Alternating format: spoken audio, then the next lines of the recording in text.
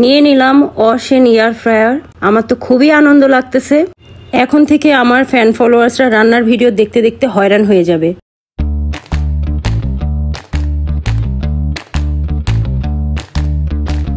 হে hello friends, আসসালামু আলাইকুম। আশা করি সবাই ভালো আছেন। আমার একটা এয়ার ফ্রায়ার খুবই দরকার ছিল। কয়েকদিন আগে আমি যখন দ্য বাস্কেট পাসলাইশ ব্রাঞ্চে বেড়াতে গিয়েছিলাম, তখন আমি বলে এসেছিলাম যে আমার একটা এয়ার ফ্রায়ার লাগবে। গতকাল রাতে আমার কাঙ্ক্ষিত এয়ার ফ্রায়ারটি পাঠিয়ে দিয়েছিল আমার বাসায়। আজকে যখন আমি আনবক্স করলাম, আনবক্স করার পর আমার কাছে মনে হলো যে দেখি অন্য রকমের পাই কিনা। অশেন ব্র্যান্ডের আর কি কি এয়ার ফ্রায়ার আছে সেটা দেখার জন্য আমি চলে গিয়েছিলাম দ্য বাস্কেট পাসলাইশ ব্রাঞ্চে। যাওয়ার পরে বিভিন্ন ধরনের এয়ার ফ্রায়ার দেখার পরে আমি আসলে এখন হতভম্ব। আমি এখন বুঝেই উঠতে পারছি না কোনটা ছেড়ে কোনটা নিব। গিয়েছিলাম এয়ার ফ্রায়ার কিনতে। এয়ার ফ্রায়ার কিনতে গিয়ে দেখি এখানে এমন একটা পাতিল, যে পাতিলটাতে নাকি সব ধরনের রান্না করা যাবে। এটার মূল সুবিধা হচ্ছে যখন গ্যাস থাকবে না, যদি কখনো গ্যাসের প্রবলেম হয়, এটা কারেন্টের সাহায্যে চলবে। এবং এটা দুইটি পার্ট আছে, একই সাথে দুইটা জিনিস রান্না করা যাবে। পাতিলটা দেখার পরে আমি অনেক এক্সাইটেড হয়ে গিয়েছিলাম, তবে ভাবলাম পরে নিলে বেটার হবে। চিন্তা করলাম আগে এয়ার ফ্রায়ারটা নিয়ে দেখি কি অবস্থা। যদি ভালো হয় আর আমি যদি সহজে রান্নাবান্না করতে পারি, তাহলে অবশ্যই আমি ওই পাতিলটাও নিব। তাই আর কথা না বাড়িয়ে তাড়াতাড়ি করে এয়ার ফ্রায়ার নিয়ে বাসায় চলে আসলাম।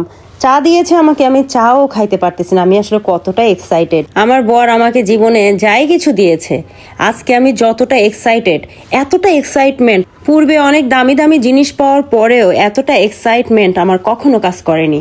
আপনাদের মনে প্রশ্ন আসতে পারে, একটা এয়ার ফ্রায়ার পেয়ে এত খুশি হওয়ার কি আছে?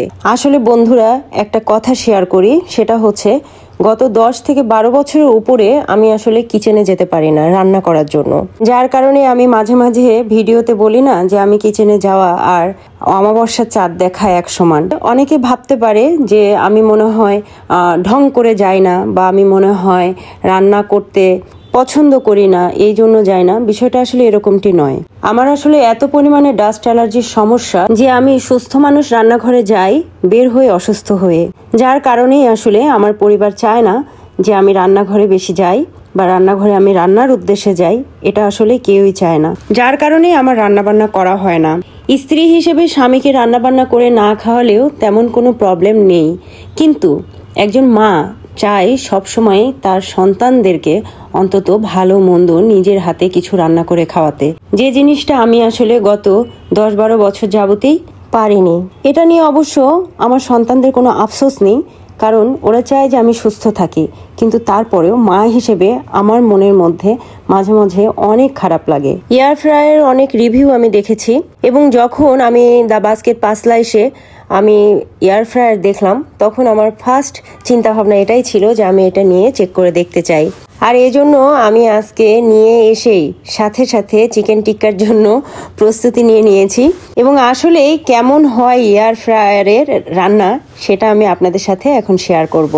আপনারা কালারটা দেখেই বুঝতে পারছেন যে এটার টেস্টটা কেমন হবে। আমার তো খুবই অবাক লাগছে, এত অল্প সময়ে ঝামেলা ছাড়া এত অল্প তেলে কিভাবে চিকেন টিক্কা তৈরি হয়ে গেল বাসায়। বিভিন্ন ব্র্যান্ডের এয়ার ফ্রায়ার আছে, তবে অশান ব্র্যান্ডের এই এয়ার ফ্রায়ারটি আমার কাছে অনেক ভালো লেগেছে।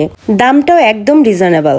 এখন যেহেতু দ্য বাস্কেট পাসলাইশে অফার চলছে, সেই ধামাকা অফারে আমি এটি মাত্র 8,000 টাকা দিয়ে নিয়ে ফেলেছি। সো ফ্রেন্ডস, চলেন মাইমুনকে একটু জিজ্ঞেস করে দেখি এয়ার ফ্রায়ারের করা চিকেন টিক্কা ওর কাছে কেমন লাগলো। আব্বু কেমন হয়েছে? অনেক মজা হয়েছে।